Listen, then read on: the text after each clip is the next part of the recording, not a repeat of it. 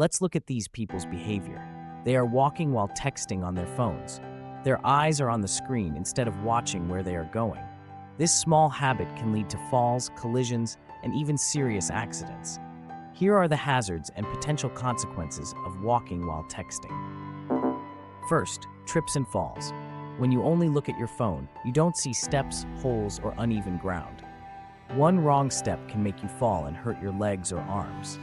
Second, collisions with objects or people. Texting while walking means you may bump into poles, walls, or even other people. This can cause injuries to you and those around you. Third, road accidents. If you cross the road while looking at your phone, you might not see cars coming. Just a few seconds of distraction can cause a very serious accident. Fourth, slow reactions in emergencies.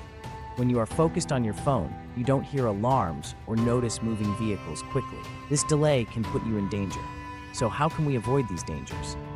Let's look at some safe practices. First, stop to text.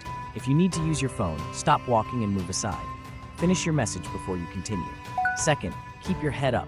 Always look where you are going, especially in busy areas, stairs, and near traffic. Third, put your phone away near hazards. When crossing roads or walking in risky places, keep your phone in your pocket until it's safe. Fourth, practice heads up, phones down.